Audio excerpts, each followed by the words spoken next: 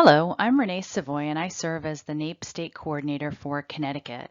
If you're watching this video, you're probably serving as your school's NAEP 2021 School Coordinator. Thank you for all you're doing to make the school survey initiative a success. My goal today is to provide you with an update on how the NAEP 2021 school survey is going and to provide some specific guidance as we move forward with the data collection. This slide shows what was an aggressive timeline for initial implementation of the NAEP 2021 school survey. With little notice, you all responded and did what was needed immediately. We at the State Department of Education are really impressed and, of course, tremendously grateful for your efforts. As I mentioned to all of you in my initial announcement in February, this survey is a direct result of an executive order from President Biden. The data are going to be used by the U.S. Department of Education to tell the story of school reopening across our country. It is a high-profile project that I expect we will see in the news sometime shortly after the initial release of results on March 24th.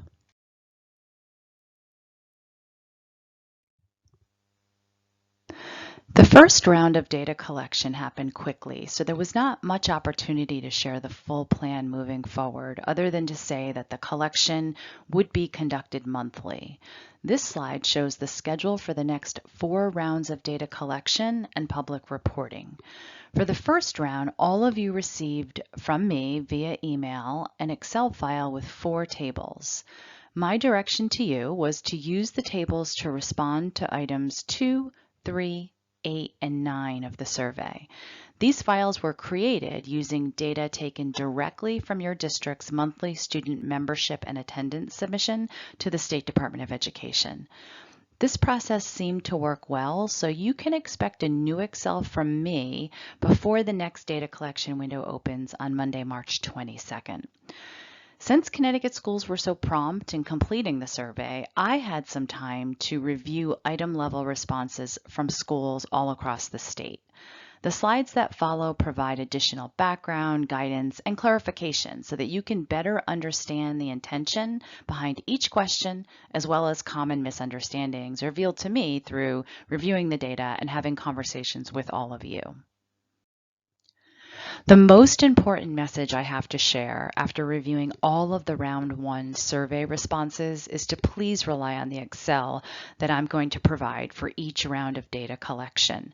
The full range of data that are necessary to complete items 2, 3, 8, and 9 simply are not readily available in most schools, and items 8 and 9 are particularly difficult to calculate. Using the tables will save you a considerable amount of time. Another key reason to use the Excel is that it's built from our official record based on PSIS. Finally, if you look closely at what items 2, 3, 8, and 9 are asking, you will discover that the responses are tightly intertwined and interdependent. Using the Excel data will ensure that your responses across those 4 tricky items will not create errors and your responses will be accepted easily.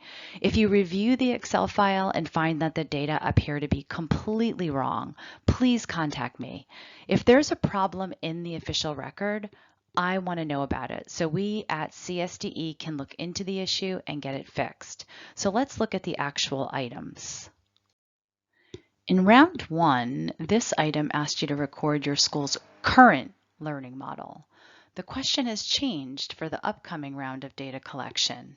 Now this item is asking you about your school's learning model in the prior month.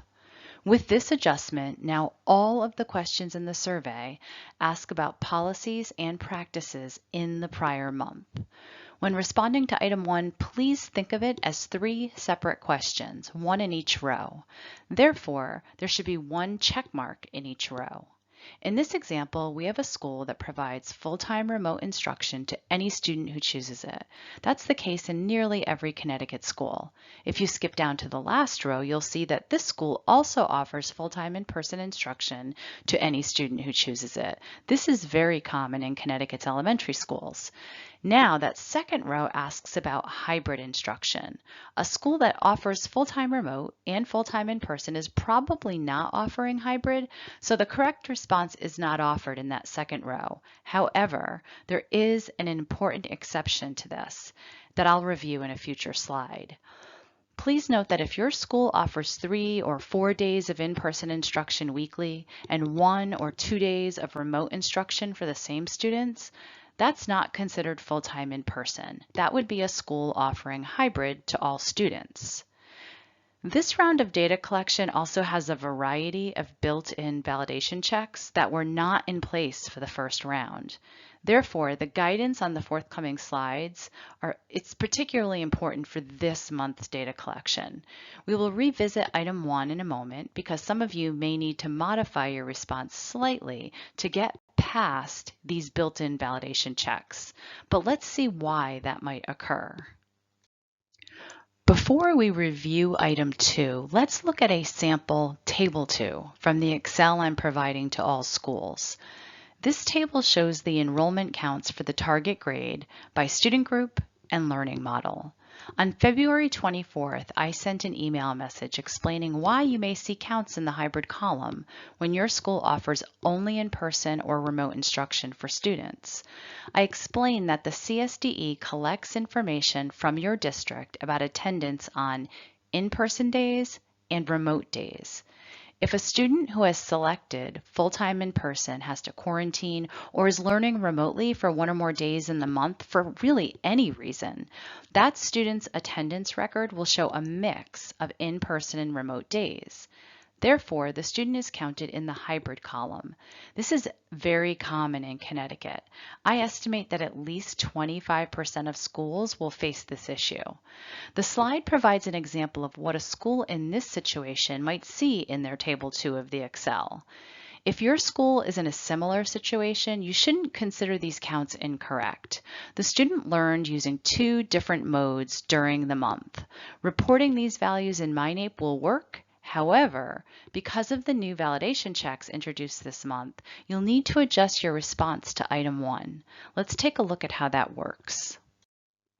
If your school is impacted similar to the example I just provided, in order to report hybrid enrollment counts as outlined in the Excel and as reported through the district's monthly student membership and attendance submission, item 1 must reflect at least some hybrid instruction. I suggest that you keep the remote and in-person responses we covered initially and simply check offered to some students for hybrid. We know that in this case, hybrid is not your predominant model, but in order to report enrollment counts for hybrid, there has to be some indication in item 1 that some students are receiving a mix of in-person and remote, even if that is, in reality, quite limited. Now that we've covered the tweak that's needed for item 1, let's proceed through the rest of the items. Again, item 2 asks for enrollment counts for the target grade by student group and learning model. The table represents all students in the target grade. In this example, there are 73 students in the target grade. You should complete this item using Table 2 of the Excel. If all Connecticut schools use the Excel file to complete the relevant items, we can ensure that reporting will be consistent across all of our schools. Item 3 represents a subset of the students in item 2 on the previous slide. Again, my best guidance for responding to item 3 is to use Table 3 of the Excel I provide. If you believe strongly that the data in tables 2 and 3 do not represent your school, even considering the hybrid explanation I provided, then let's talk about that. If you see counts that are off by 1 or 2 students, don't be concerned. Under typical circumstances, I am certainly the person who strives for absolute precision. But for this project, it's important to understand that the data from your school will be aggregated at the state level and then to the national level. The responses we receive from your school are very important to the overall success of this project, but very small variations in the data should not be cause for concern. Of course, if the counts are very different from your enrollment, I want to know about that. Items 4 and 5 are questions directed to schools that offered a hybrid model last month. Both items are very straightforward.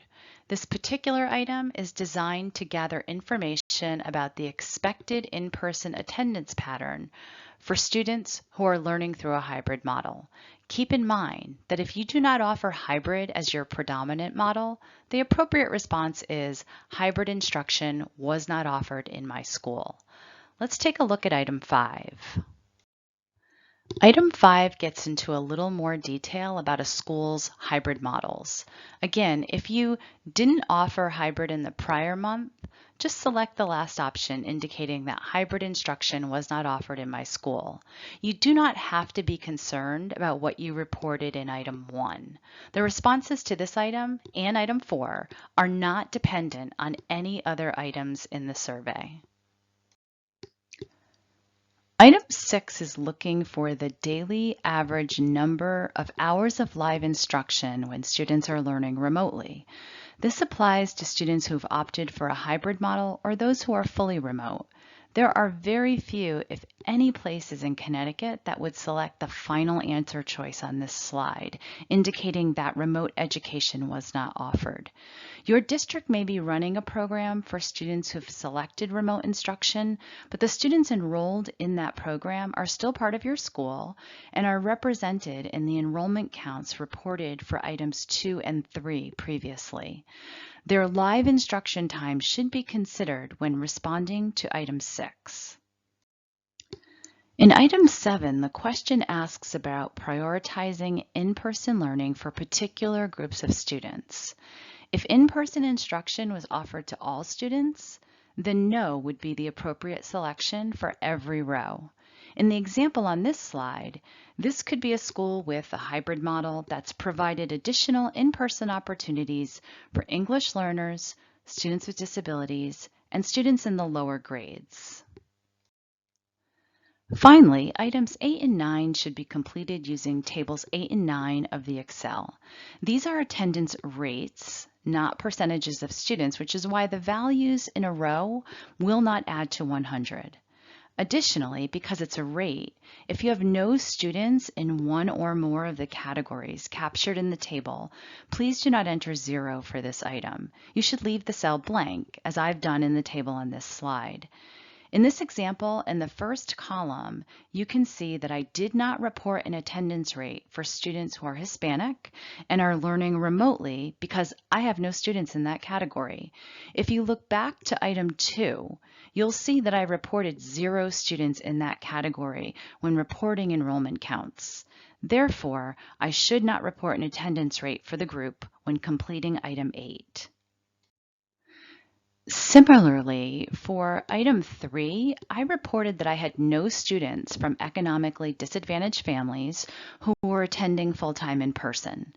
In this table, I will not enter anything into the field that is asking for the attendance rate of students from economically disadvantaged families who were attending full-time in person.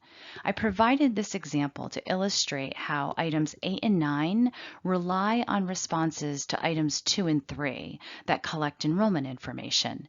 If you use the Excel I provide you, your responses will be internally consistent across the 4 items. The final change to this month's survey is a new item asking about the percentage of teachers that have been vaccinated. The exact wording of the item is presented on the slide. Please note this is merely an estimate, and I don't know is an available and appropriate response. Thank you for sticking with me through this video. I hope the explanations will help you as you prepare to respond to the second round of the NAEP 2021 school survey. Just one final reminder, be sure to click submit when you've responded to all of the survey items. This should trigger a thank you email from the MyNAEP system. If you decide to go back into MyNAEP and change a response, you can absolutely do that. When you click submit the second time, your updated responses will be captured, but you won't receive a second 30-second thank you message.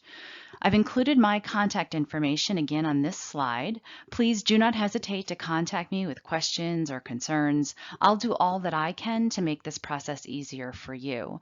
Thank you again for your cooperation and for helping us to get to 100% participation in Connecticut.